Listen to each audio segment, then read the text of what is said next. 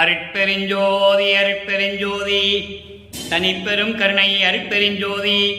எல்லா உயிர்களும் இன்புற்று வாழ்க, வள்ளல் மலரடி வாழ்க வாழ்க, கொல்லா விரதம் குவள எல்லாம் ஓங்குக, நல்லோர் நினைத்த நலம் பெறுக, நன்றி நினைத்து எல்லோரும் வாழ்க இசைந்து. உலக மக்களே, அறிவார்ந்த அன்பர்களே, ஆண்மநேய ஒருமைப்பாடுடைய அன்பர்களே, வல்லப்பமான நமக்கு அருளிய திருவற்பாவில் 3ஆம் திருமுறையில் 3ஆம் பதிகத்தில் இருக்கின்ற இரங்கல் மாலை என்ற பதிகத்தில் இருக்கின்ற பாடலுடைய விளக்கங்களை பார்த்து கொண்டிருக்கிறோம். இரங்கல் மாலை மொத்தம் 31 பாடல்களை கொண்டது. ஒவ்வொரு பாடலிலும் வல்லப்பமானவர்கள் இந்த மண்ணிலே வருவிக்க உற்று இறைவனால் ஆட்கொள்ளப்பட்டு அந்த மறைப்பு நிலை நீங்கிய பிறகு இறைவனை காண திருவொற்றியூர் செல்லுகிறார். திருவொற்றியூர் செல்லும் பொழுது இறைவன் பவனி வரும்போது இறைவன் தன் மகனுக்கு காட்சி கொடுக்கிறார். அதில் மெய்மறந்து நின்ற நிலையில் மறைந்து விடுகிறார். மீண்டும் திருவொற்றியூரிலே போய் சென்று இறைவன் தெருவிலே பவனி வரும்போது தெரு ஓரத்தில் நின்று கொண்டிருக்கிறார். மகனை பார்த்து சிவபெருமான் தெருவழியாக ஓடுகிறார். இந்த நிலையில் இருக்கும்போது நேரடியாக போய் பார்க்கவும் முடியவில்லை. இறைவன் நமக்கு காட்சி கொடுத்துவிட்டு மறைந்தும் விடுகிறான் என்ற நிலையில் நாரையும் கிளிகளையும் தூது அனுப்பி தன்னுடைய உள்ளத்தில் இருக்கின்ற மனக்குமுறலை எப்படி தூது அனுப்புகின்றன என்பதையெல்லாம் நாம் பார்த்தோம். இந்த இரங்கல் மாலையிலே இந்த பதிகத்தில் இருக்கின்ற பாடல்களிலே வல்லப்பமானவர்கள் தன்னை தலைவியாகவும் இறைவனை தலைவனாகவும் வர்ணனை செய்து, அதாவது காதலி காதலனை பார்க்க முடியாமல் எப்படி தவிப்பாளோ, எந்த நிலையில் காதலி இருப்பாளோ அந்த நிலையில் இருந்து கொண்டிருக்கிறார். வல்லப்பமானவர்கள் இந்த மண்ணிலைக்கே வருவிக்க உற்று 3வது எட்டில் இருக்கிறார். 3வது எட்டு என்பது 24. இறைவன் ஒவ்வொரு பகுதியாக தன் மகனுக்கு அருளை கொடுக்கிறார். மண்ணுலைக்கு வருவிக்க உற்று 25 ஆண்டுகள் வரையிலும் வல்லப்பமானவர்கள் இறைவனை பார்ப்பதற்கு எப்படியெல்லாம் தவிக்கிறார் என்பதையும் எப்படி இறைவனிடம் முறையீடு செய்கிறார் என்பதையும் தான் நாம் பார்த்து கொண்டிருக்கிறோம். 3 திருமுறைகளும் அந்த காலத்தில் உருவானவை. சமயங்களும் மதங்களும் மார்க்கங்களும் சூழ்ந்திருந்த காலகட்டங்களில் வல்லப்பமானவர்கள் எப்படி இறைவனை வேண்டினார் என்பதையும் இவரும் மதங்களையும் மார்க்கங்களையும் சார்ந்திருந்தார் என்பதையும் நாம் ஒவ்வொரு பாடலிலும் பார்த்து கொண்டிருக்கிறோம். இறைவன் அதன் பிறகு சமரச சுத்த சன்மார்க்கத்தை கொடுத்த பிறகு இந்த சமயங்களும் மதங்களும் மார்க்கங்களும் தேவையில்லை என்ற நிலை வரும்போது இறைவனிடம் எப்படி வேண்டி அருளை பெற்றுக்கொண்டார் என்பதையும் நாம் பார்த்து கொண்டிருக்கிறோம். காரணம், 3ஆம் திருமுறையில் இருக்கின்ற பாடல்களுக்கு 6ஆம் திருமுறையில் இருக்கின்ற பாடல்களுக்கு விளக்கம் தருவது எதற்காக என்று நீங்கள் நினைக்கலாம். ஆனால் அங்கு இருக்கின்ற பாடல்களுக்கு முழு விவரமும் முழு விளக்கமும் 6ஆம் திருமுறையில் இருக்கிறது. அதை நாம் பார்த்து கொண்டிருக்கிறோம். அந்த வகையில் இன்று நாம் பார்க்க வேண்டிய பாடல் இரங்கல் மாலை 3ஆம் திருமுறை 3வது பதிகம் 5வது பாடல். பாடலை நன்றாக கவனியுங்கள். பாடல் கமலும் பதமுடையார், பாடல் கமலும் பதமுடையார், பனைசேர் ஒற்றி பதிவுடையார், வாடல் எனவே மாலையிட்ட மாண்பே அன்றி மற்ற அவரால் ஆடல் அலி சூழ் குழலாய் உன் ஆணை ஒன்றும் அறியேனடி, கூடல் பெறவே வருந்துகின்றேன் குறையை எவருக்கு கூறுவேனே. இது பாடல். தன்னுடைய உள்ள குமுறலை தோழியிடம் சொல்லுவது போல இந்த பாடலை நமக்கு அருளி இருக்கிறார்கள். தோழி என்பது உள்ளத்திடம் சொல்லுகிறார். உள்ளத்திடம் சொல்லுவது போல உலக மக்களுக்கு தெரிவிக்கிறார். நீங்கள் நல்லா கவனிச்சுக்கிட்டே வரணும். இந்த ஒரு தாயின் வழியாக இந்த மண்ணுலக்கு வருவிக்க உற்று தான் யார் என்ற நிலை தெரியாமல் தவித்து கொண்டிருந்த போது இந்த மண்ணிலே வருவிக்க விட்டு 9வது ஆண்டில் இறைவன் ஆட்கொண்ட பிறகு இறைவனை பார்க்க முடியவில்லை. இறைவனிடம் எந்த அருளையும் பெற முடியவில்லை. அந்த நிலையில் இருந்து கொண்டு எப்படியெல்லாம் வருந்துகிறார் என்பதை உலக மக்களுக்கு தெரியப்படுத்துகிறார். இப்ப இந்த பாடலுடைய பதவுரை பாருங்க, அதன் பின் விளக்கம். பாடல் கமலும் பதம் உடையார். பாடல் கமலும் பத உடையார் என்பது தெய்வீக மனம் வீசும் திருவடிகளை உடையவர். தெய்வீக மனம் வீசும் அருள் மனம் கொண்ட திருவடிகளை உடைய இறைவன், அந்த இறைவன் எங்கே இருக்கிறாரே?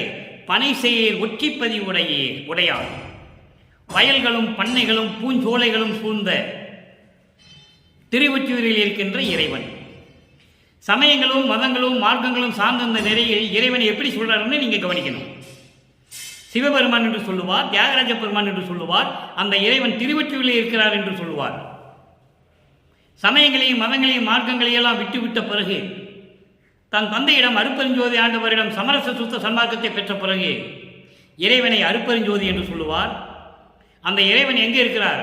வடலூரில் சத்தியஞான சபையில் இருக்கிறார் என்று சொல்லுவார். நல்லா நீங்க கவனிச்சுக்கிட்டே வரணும். இப்போ இந்த பாடலுடைய பதவுரை பாருங்க. திருவொற்றியூரில் இருக்கின்ற இறைவன் என்று சொல்லுகிறார். வாடல் எனவே மாலையிட்ட மாண்பே அன்றி. அதாவது இறைவனை ஆட்கொள்ள வேண்டும், இறைவன் தன்னோடு இணைந்து கொள்ள வேண்டும் என்பதற்காக வாட்டத்துடன், அதாவது சந்தேகத்துடனே நான் மாலையிட்டேன் என்று சொல்லுகிறார். மாலையிட்டேன் என்பது தன்னை பெண்ணாக உருவகப்படுத்தியதால் மாலையிட்டேன் என்று சொல்லுகிறார். நான் அவனை இறைவனாக ஏற்றுக்கொண்ட பிறகு, ஏனென்றால் 9வது ஆண்டிலே மறைப்பை நீக்குகிறார். அப்ப இறைவன் யார் என்று அவருக்கு தெரிந்து விட்டது. அவனை நான் இறைவனாக ஏற்றுக்கொண்ட பிறகு மற்ற அவரால் வேற எந்த வழியிலும் சரி, அவரால் எனக்கு எந்த நன்மையும் கிடையாது. கூடல் பெறவே வருந்துகின்றேன். கூடல் என்பது கலப்பது, ஒன்னோடு ஒன்று சேர்ந்து கொள்ளுவது, அணைந்து கொள்ளுவது. அப்படி கூடல் பெறவே அவரோடு நான் சேர வேண்டும் என்பதற்காகவே வரிந்து கொண்டிருக்கின்றேன்.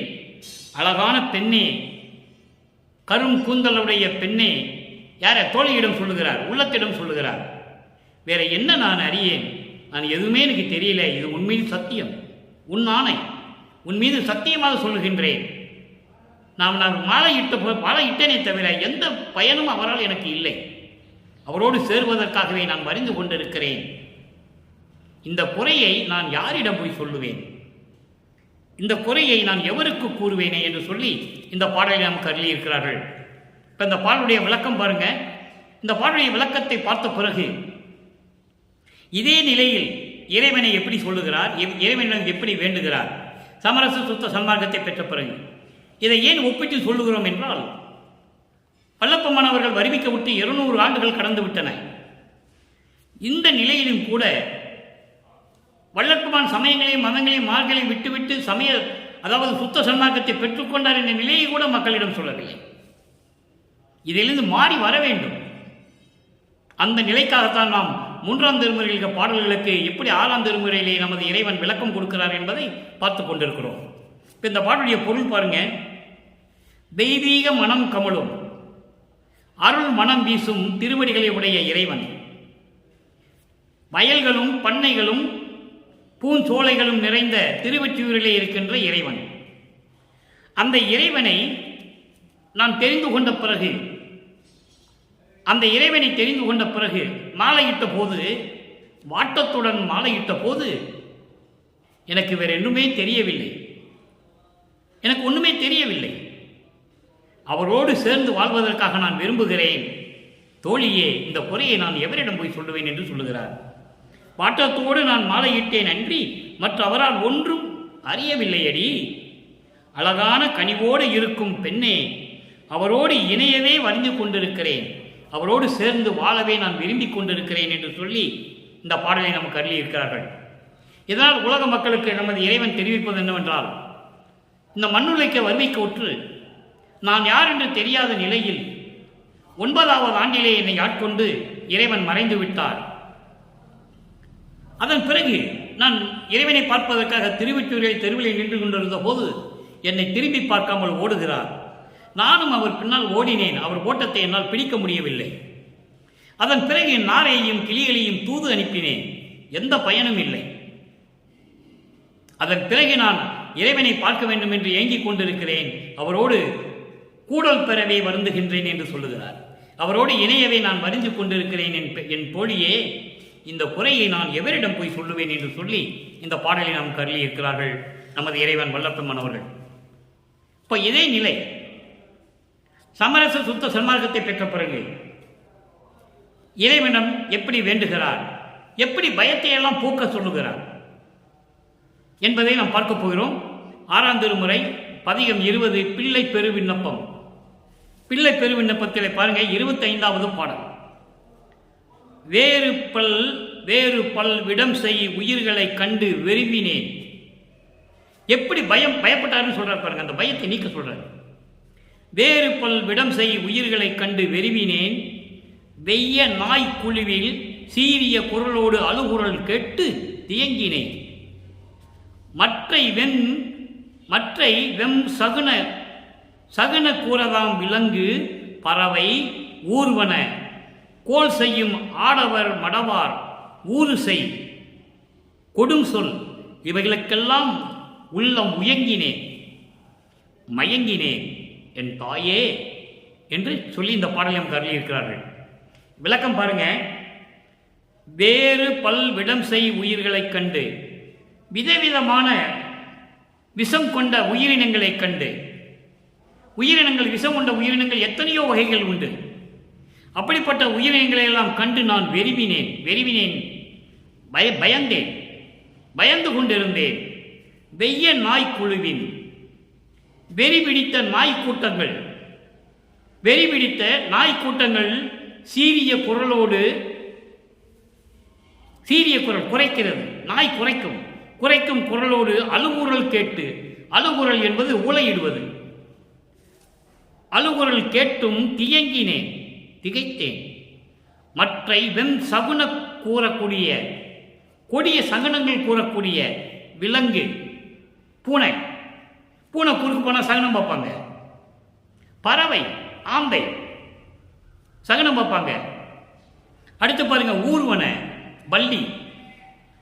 பல்லிக்கு சகனம் பார்ப்பாங்க. பல்லி ஏதாவது சத்தம் போட்டுச்சுன்னா என்ன சகனம்னு பார்ப்பாங்க. இப்படி பூனை ஆந்தை போன்ற பறவைகள், ஊர்வன பல்லி இவைகள் கொடுக்கின்ற அந்த சகனம் பார்க்குற பாருங்களா, அப்படி சகனம் கொடுக்கக்கூடிய உயிரினங்களை எல்லாம் பார்த்து நான் பயந்தேன்.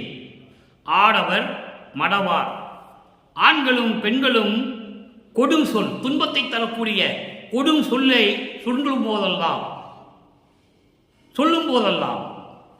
அப்படி சொல்லும் போதெல்லாம் உள்ளம் வருந்தினேன், மயங்கினேன். எந்தாய், இப்படிப்பட்ட பயத்தை எல்லாம் கண்டு நான் எப்படியெல்லாம் பயந்தேன் தெரியுமா?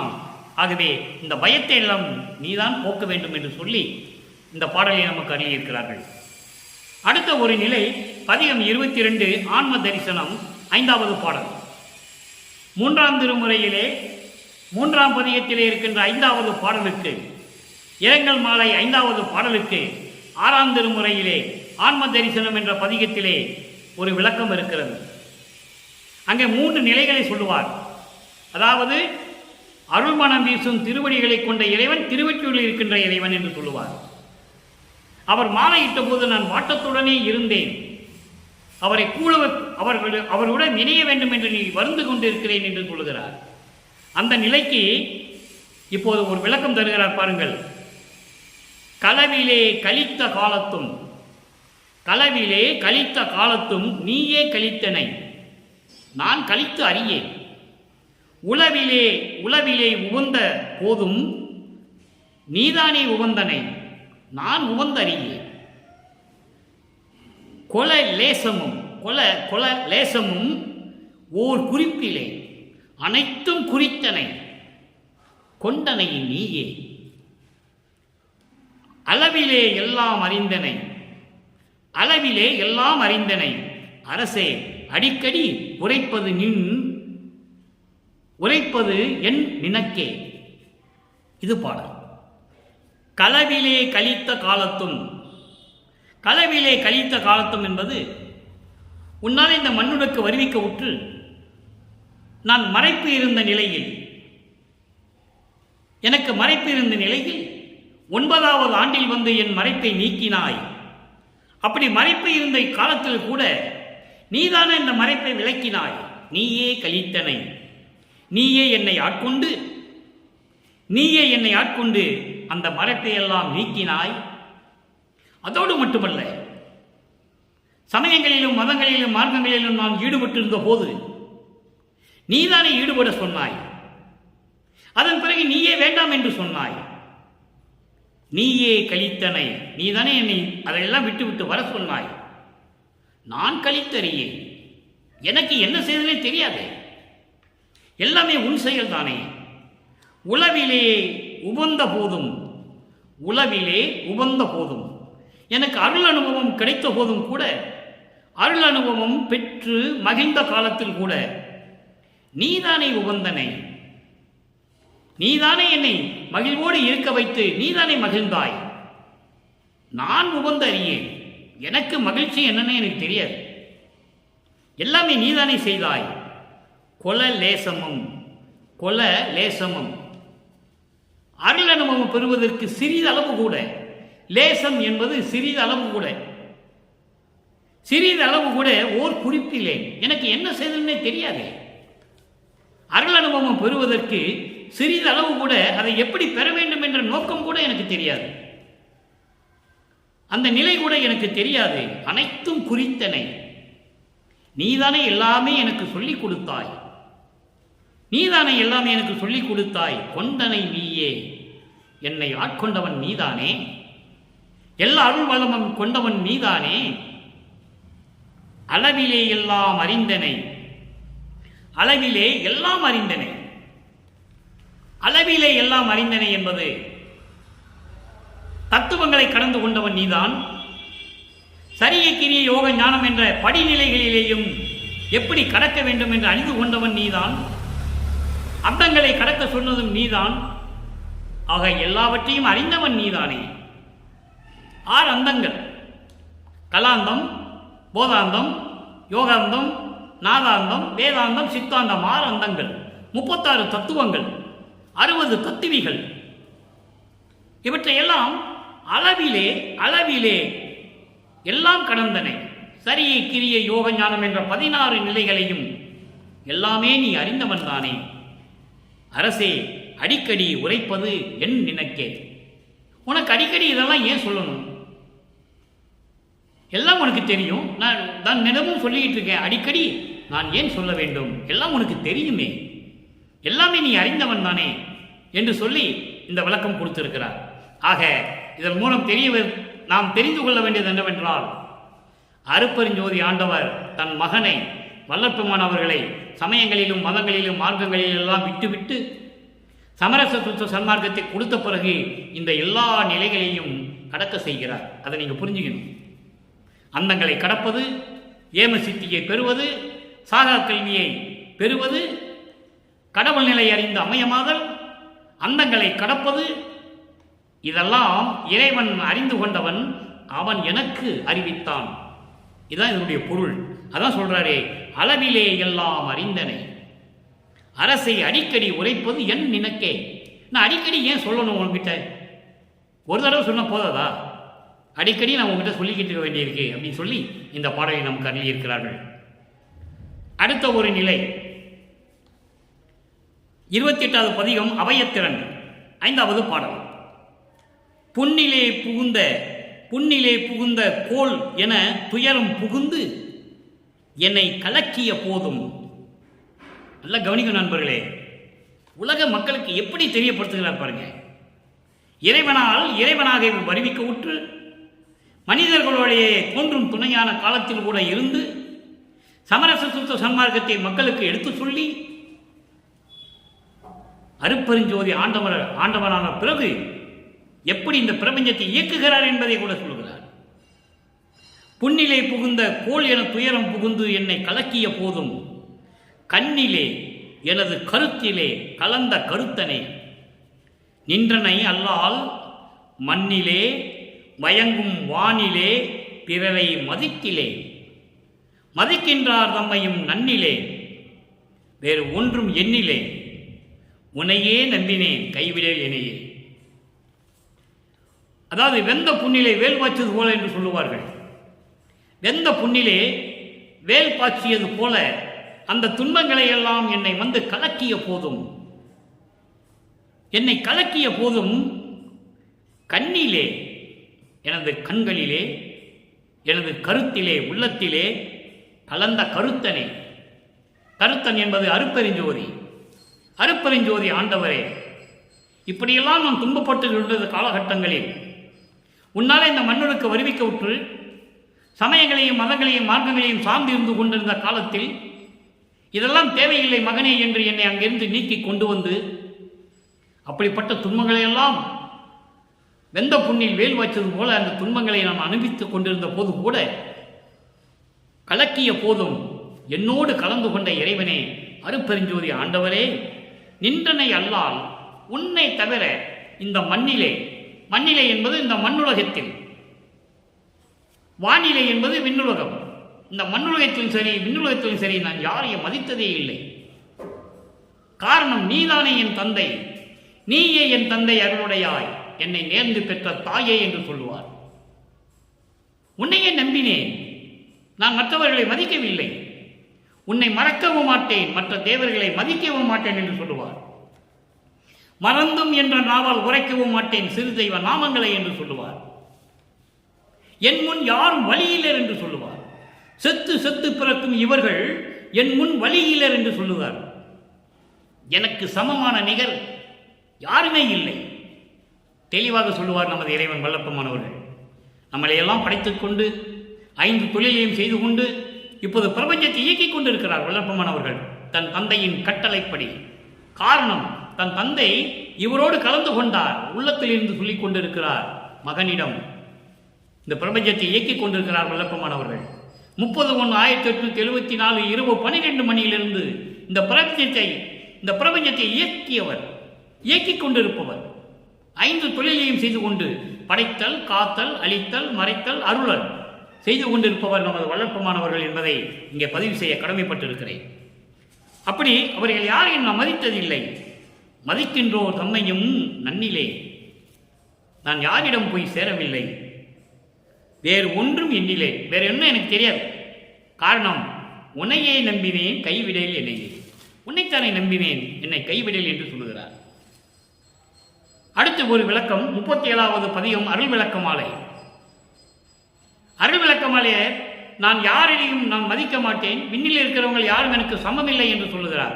அதற்கு ஒரு விளக்கம் தர வேண்டும். நான் ஏற்கனவே கூறியது போல அன்பர்களே, பாடலின் வரிகளுக்கு விளக்கம் மட்டும் சொல்ல வேண்டும் என்றால் 15 நிமிடத்தில் சொல்லிவிடலாம். ஆனால் அது நமது நோக்கமல்ல. பாடலிலே கூறப்பட்ட அந்த விளக்கத்துக்கு ஏற்றபடி சமரச சுத்த சன்மார்க்கத்தின் நிலையில் இருக்கும்போது இந்த பிரபஞ்சத்தின் உண்மைகளை மக்களுக்கு சொல்லியாக வேண்டும். அருள் விளக்கமாலையிலே 5வது பாடல் பாருங்க. மனம் இழைத்து வாடிய போது, அங்கே 3ஆம் திருமுறையிலே இன்று நாம் பார்த்த பாடல் எப்படியெல்லாம் மனம் வாடுகிறார். மனம் வாடிய போதும் அருள் கிடைக்கவில்லை. ஏனென்றால் சமயங்களையும் மதங்களையும் மார்க்கங்களையும் சார்ந்த காலகட்டம். அடுத்தபடியாக இன்னும் ஆண்டுகள் இருக்கிறது. 51 ஆண்டுகள் வரைக்கும் மகனுக்கு பகுதியாக பிரித்து கொடுக்கிறார். அதை இந்த பாடலிலே சொல்லுகிறார். மனம் இழைத்து வாடிய போது என் எதிரே கிடைத்து. அங்கே மகனை தெருவில் நின்று கொண்டிருக்கும் போது சிவபெருமான் திரும்பி பார்க்காமல் ஓடுகிறார், மகனிடம் சிக்கிவிடக்கூடாது என்பதற்காக. இங்க என்ன சொல்றார் பாருங்க. மனம் இழைத்து வாடிய போது என் எதிரே கிடைத்து, வாட்டமெல்லாம் தவிர்த்து எனக்கு வாழ்வு அளித்த நிதியே, சினமுகத்தார் நம்மை கண்டு திகைத்த பொழுது அவரை சிரித்த முகத்தவராக்கி எனக்கு அளித்த சிவமே. இங்கே சிவம் என்பது அருட்பெருஞ்சோதி. சிவன் சிவமாகிறான், அருட்பெருஞ்சோதி ஆகிறார். அங்கே சிவபெருமான் தியாகராஜ பெருமான் என்று சொல்லுவார், இங்கே சிவம் என்று சொல்லுவார். அங்கே சிவன் என்று சொல்லுவார், இங்கே சிவம் என்று சொல்லுவார். அங்கே சமயங்களையும் மதங்களையும் மார்க்கங்களையும் சார்ந்த பதத்தலைவன் சிவபெருமான். இங்கே எல்லாவற்றையும் நீக்கிவிட்டு ஆதியும் அந்தமும் தோன்றிய, சுயமாக தோன்றிய இறைவன், ஆதியும் அந்தம் இல்லாமல் தோன்றிய இறைவன் அருட்பெருஞ்சோதி. அதைதான் இங்கே சிவம் என்று சொல்லுகிறார். அனமுகைத்தான் அறிமுதலோ துருவி நிற்க எனக்கே அடிமுடிகள் காட்டுவித்து அடிமை கொண்ட பதியே. எப்படி சொல்ற பாருங்க. எனக்கு யாரும் நிகரே இல்லை என்று சொல்லும்போது இந்த பாடலுடைய விளக்கம் மக்களுக்கு சொல்லியாக வேண்டும். இனம் என பேரன்பர் போல பொது நடம் செய்ய அரசே என்னுடைய சொல் மாலை யாவும் அணிந்தாருடைய. இது பாடல். இப்ப இந்த பாடலுடைய விளக்கம் பாருங்க. மனம் இழைத்து வாடிய போது, ஐயோ இறைவன் தந்தையை பார்க்க முடியவில்லையே, தந்தையிடமிருந்து அருளை பெற முடியலையே என்று வாடிய போது என் எதிரே கிடைத்து, அவரே வராரு, இவர் போல மகனை தேடி தந்தை வருகிறார், இறைவன் வருகிறார். எதிரே கிடைத்து வாட்டமெல்லாம் தவிர்த்து, என்னுடைய வாட்டங்களை எல்லாம் தவிர்த்து எனக்கு வாழ்வு அளித்த நிதியே. நிதி என்பது அருள் செல்வமே, அருள் செல்வம். அப்ப என்ன வாட்டம்? சமயங்களையும் மதங்களையும் மார்க்கங்களையும் சூழ்ந்த காலகட்டத்தில் இறைவனை பார்க்க முடியாமல் எப்படியெல்லாம் மனம் வாடியது. அந்த வாட்டத்தை எல்லாம் தவிர்த்து எனக்கு வாழ்வளித்த நிதியே. சினமுகத்தார் நம்மை கண்டு திகைத்த பொழுது, கோபமாக இருக்கின்றவர்களை பார்த்து பயந்த பொழுது, அந்த பயத்தை நீக்கி கோபம் கொண்டவரை சிரித்த முகமாக்குகிறார். இவரை பார்த்தவுடனே சிரித்த முகமாகிறார்கள், கோபத்தை நீக்கி விடுகிறார்கள். எனக்கு அளித்த சிவமே. அனமுகைத்தான். அனமுகைத்தான் என்பது அன்னப்பறவையை வாகனமாக கொண்ட இறைவன் பிரம்மன். அந்த பிரம்மனும் அரி முதலோர், அரி என்பது திருமால், முதலோர் அயனும் அனைமுகத்தானும் அரி என்று மட்டும் சொல்லவில்லை, கூட ஒரு வரியை சேர்க்கிறார். முதலோர். முதலோர்னா வானவர்கள், விண்ணுலகத்தில் இருக்கின்ற அத்தனை பேரும் சரி. ருத்திரன், நகேஸ்வரன், சதாசிவம் இவர்கள் மட்டுமல்ல, அக்னி, சூரியன், சந்திரன், நட்சத்திரங்கள் போன்ற ஒளிப்பொருள்கள், விண்ணோர் வேந்தன் இந்திரன், சத்தர்கள், சக்திகள், முத்தர்கள், முனிவர்கள், ரிஷிகள் எல்லாருமே மொத்தமாக சொல்றார் முதலோர். இவர்கள் எல்லாம் துருவி நிற்க இறைவனை பார்க்க முடியாமல், வேண்டி வேண்டி இறைவனை பார்க்க முடியாமல் அழைத்து கொண்டிருக்கிறார்கள். இன்னும் பார்க்கலையா? அப்போ பிரம்மனும் திருமாலும் இப்படியெல்லாம் துருவி தேடி தேடி தேடி நிற்க, எனக்கே அடிமொழிகள் காட்டுவித்து அடிமை கொண்ட பதியே. இந்த எனக்கென்ற வார்த்தை நிறைய இடங்களில் சொல்லுவார் வல்லப்பெருமான் திருவருட்பாவில். எனக்கு என்பது எனக்கு மட்டும்தான், வேற யாருக்கும் கிடையாது.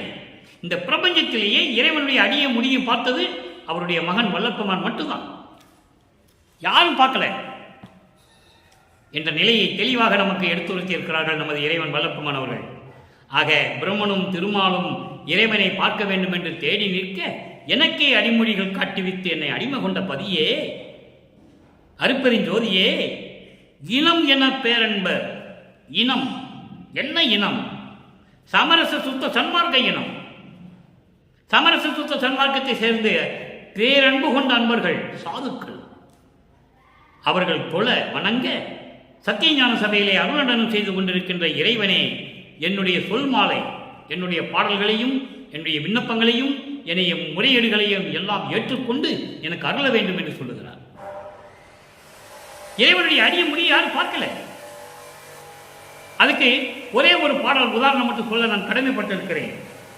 பூத்திடும் அவனும் காத்திடும் அவனும் புல் விலங்கு உருக்கோடு நேடி ஏத்திடும் முடியும் கூத்திடும் அடியும் இன்னும் காண்கிறேன்.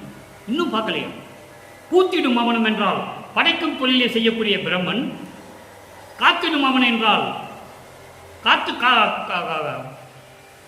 அதாவது படைத்தல் காத்தல் தொழிலை செய்யக்கூடிய திருமாலும், இன்னும் புல் விலங்கு உருக்கோடு நேடி. புல் என்றால் அன்னப்பறவை, புல் என்றால் பறவை, அன்னப்பறவை, விலங்கு என்பது பன்றி. பிரம்மன் அன்னப்பறவையாகவும் திருமால் பன்றியாகவும் உருவெடுத்து இன்னும் ஏத்திடும் முடியும், அருள் கொண்ட அந்த முடியையும் கூத்திடும் அடியும், நடனமாடுகின்ற அந்த திருவடியையும் இன்னும் காண்கில. தெளிவா சொல்வார், நிலைய இடத்துல சொல்வார். நெடுமால் பன்றியன நெடுங்கால் நேடியும் கண்டறியாத நீடிய பூம்பாதங்கள் என்று சொல்லுவார். கண்ணன் காண்பதற்கறியாம் திருவடிகள் என்று சொல்லுவார். அற்புதமாக இருக்கும். அப்போ சமரச சுத்த சன்மார்க்க அன்பர்கள் சொல்லக்கூடிய வணங்கக்கூடிய சத்தியஞான சபையிலே அருளடம் செய்து கொண்டிருக்கின்ற இறைவனே, நான் சொல்லுவதையெல்லாம் கேட்டு எனக்கு அருளை கொடுக்க வேண்டும் என்று சொல்லுகிறார். அடுத்த ஒரு நிலை பாருங்க, மெய்யருள் வியப்பு. மெய்யருள் வியப்பு 112வது பதிகம், பாடல் 35வது பாடல். தலைவா தலைவா, எனக்கு கருணை அமுதம் தர இத்தலத்திலே தவம் செய்தேன். அந்த அத்தவமும் உந்தன் அருள் வளத்தாலே அலைவாரிதியில் துரும்பு போல அயனும் மாலுமே அலைய எனக்கே அளிக்கின்றாய் மேலும் மேலுமே. அலைவாரிதியில் என்பது கடலில் ஏற்படுகின்ற அந்த அலைகளிலே ஒரு துரும்பு எப்படி அலையும், கடலில் வருகின்ற அலை மீது ஒரு துரும்பை போட்டால் எப்படி அலையுமோ அதுபோல பிரம்மனும் திருமலும் அலைந்து கொண்டிருக்கிறார்கள் உன்னுடைய அருளை பெறுவதற்காக, உன்னுடைய அடியமடியை பார்ப்பதற்காக. ஆனால் யாருமே பார்க்க முடியவில்லை. எனக்கே அளிக்கின்றாய் மேலும் மேலும் என்று சொல்கிறார். இதை 6ஆம் திருமுறையிலே திருநட புகழ்ச்சியிலே சொல்லுவார். வானிருக்கும் பிரம்மரும் தேவரும் பிறரும் மாதவம் பன்னாட்புரிய தேனிருக்கும் மலரின் மேல் பலிக்கரையினுடைய திருவடிகளில் சேர்த்து அருள்கை என செப்பி வரிந்திடவும் நான் இருக்கும் குடிசையிலே வலிந்து நுழைந்து எந்தனக்கே நல்ல திருளமுதம் நல்கியதன்றியும். எப்படி சொல்றார் பாருங்க, நல்கியதன்றியும் என் ஊன் இருக்கும் குடிசையிலும் உவந்து நுழைந்து அடியேன் உள்ளம் எனும் குடிசையிலும் உவந்து நுழைந்தனையே. எவ்வளவு அற்புதம் பாருங்க. விண்ணுலகத்தில் இருக்கின்ற பிரம்மன் திருமால் யாராக இருந்தாலும் சரி, மாதவம் பன்னாட் புரிந்து பெரிய தவம் செய்கிறாங்க இறைவனை பார்ப்பதற்கு. இறைவனை பார்க்க முடியவில்லை. அதன் பிறகு புத்தம் புது மலர்களால் ஒரு இருக்கையை தயார் செய்து அதை பளிங்கு அறையிலே வைத்து இறைவனை வேண்டுகிறார்கள், கதறுகிறார்கள், கண்ணீர் விட்டு புலம்புகிறார்கள். இறைவா, உன் திருவடியை கொண்டு வந்து இதில் வைங்க, இந்த மலரண்ணின் மேல உங்க திருவடியை வைங்க என்று செப்பி வரிந்திடவும். இப்படியெல்லாம் வரிந்து கொண்டிருக்கிறார்கள். நான் இருக்கும் குடிசையிலே. எப்படி சொல்றாரு பாருங்க, நான் இருக்கும் குடிசையிலே உள்ளே நுழைஞ்சது மட்டுமல்லாமல் எனக்கு நல்ல அருளமுதம், திரு அருளமுதம் கொடுத்தது மட்டுமல்லாமல் என் ஊனிருக்கும் குடிசையிலும் நுழைந்து உவந்து நுழைந்து என் உள்ளத்திலும் உவந்து நுழைந்து அடியேன் உள்ளம் என்னும் குடிசையிலும் இந்த உடம்புல நுழைஞ்சி அதுக்கப்புறம் அடியேன் உள்ளம் என்னும் குடிசையிலையும் நுழைந்தனையே. இந்த பிரபஞ்சத்தை யார் சொன்னது? கோடிக்கணக்கான ரிஷிகள் முனிவர்களெல்லாம் தோன்றினார்கள். இறைவனை நான் பார்த்தேன், இறைவனோடு நான் பேசினேன் என்று யாருமே சொன்னதில்லை. வல்லப்பமான ஒருவருக்கு தான் அந்த தகுதி உண்டு. இவர் இறைவனாகவே வருவிக்கவுற்றவர். மண்ணுலகத்துக்கு வருவதற்கு முன்னாலே விண்ணுலகத்திலே அருப்பெருஞ்சோதி ஆண்டவருக்கு அடியவனாக இருந்தவர். பாடலிலே தெளிவாக சொல்லுகிறார், நான் ஒவ்வொரு யுகத்திலேயும் இருந்தவன் என்று சொல்லுகிறார். ஊழி ஊறி உளவினும் அழியா உடம்பை அளித்தனன் என்று சொல்லுவார். ஊழிதோர் ஊழி உயிர் தலைத்து ஓங்கினேன் என்று சொல்லுவார். ஊழிதோர் ஊழி உளவினும் உளப்பொறாது ஓங்கி வாழி என்று எனக்கு வாய்த்த நன்னிதியே என்று சொல்லுவார். அது அகவலிலே சொல்லுவார். ஒவ்வொரு யுகத்திலேயும் வல்லப்பமான இருந்தவர்கள். இறைவனை யாருமே பார்க்க முடியவில்லை. மகாதேவ மலையில் கூட சொல்லுவார். அன்பர்களே, விளக்கம் சொல்ல வேண்டுமானால் சொல்லிக்கொண்டே போகலாம். ஒரே ஒரு விளக்கம் மட்டும் நான் காத்திருக்கிறேன். இந்த விளக்கத்தை முதல்ல பார்த்துருவோம். தலைவா, மெய்யருள் வியப்பனுடைய பாடல் விளக்கம் பாருங்க. தலைவா, சமரச சுத்த சன்மார்க்கத்தின் தலைவனே, எனக்கு கருணை அமுதம் தர இந்த மண்ணுலே என்னை வருவிக்க செய்து இந்த மண்ணுலகிலே இத்தலத்திலே என்பது இந்த மண்ணுலகத்திலே தவம் செய்தேன் என்பது நீங்க சமயங்களையும் மதங்களையும் மார்க்கங்களையும் சார்ந்தவர்களுக்கு தவம் அல்ல. ஆமாம், வருஷ கணக்கில் பல்லாயிரக்கணக்கான ஆண்டுகள் தான் இருந்திருக்காங்க. உட்கார்ந்திருந்து அப்படியே உடம்பு மறைச்சிடும், புத்து மண்ணெல்லாம் வளர்ந்துருக்கு. அந்த மாதிரி தவம் கிடையாது. எந்த நேரமும் நொடி பொழுதும் உள்ளத்திலே இறைவனை நினைத்து கொண்டிருப்பது. அப்படி தவம் செய்தேன். அந்த தவமும் உந்தன் அருள் வளத்தாலே, அந்த தவம் கூட உன்னுடைய அருள் வளத்தாலே தானே கிடைச்சது. அலைவாரதியில் துரும்பு போல, கடல் அலையிலே துரும்பு எப்படி தத்தளிக்குமோ அதுபோல உன்னுடைய அருளை பெறுவதற்காக பிரம்மன் முதல் திருமால் முதல் எல்லாருமே காத்து கொண்டிருக்கிறார்கள், அலைந்து கொண்டிருக்கிறார்கள், திரிந்து கொண்டிருக்கிறார்கள். அப்படி இருந்தும் எனக்கே அளிக்கின்றாய் மேலும் மேலும். எவ்வளவு அற்புதமா சொல்றார் பாருங்க. மகாதேவ மலையில் ஒரு பாடல சொல்லுவார். கற்பங்கள் பல கோடி செல்ல தீய கண்ணில் ஊசி மேல் காலை ஊன்றி பொற்புறமை உணவின்றி உறக்கமின்றி புலர்ந்து எலும்பு புலப்பட ஐம்பெறி ஓம்பி நிற்பவருக்கும் ஒழித்து மறைக்கு ஒழித்து நீ யோகம் முனிவருக்கு ஒழித்து அமரருக்கு ஒழித்து. எப்படி இறைவனை பார்க்க முடியலன்னு சொல்றார் பாருங்க. அதாவது பல கற்ப கோடி ஆண்டுகள் கீழே தீயை மூட்டி மேல ஊசி பலகையை போட்டுடுறாங்க. அந்த ஊசி பலகையில ஒத்த கால நிற்கிறான் இறைவனை பார்க்கணும்னு. இறைவனை பார்க்க முடியவில்லை. உணவின்றி உறக்கமின்றி இந்த பொன்னான உடம்பு எலும்பு தெரிகிற மாதிரி நிற்கிறான்.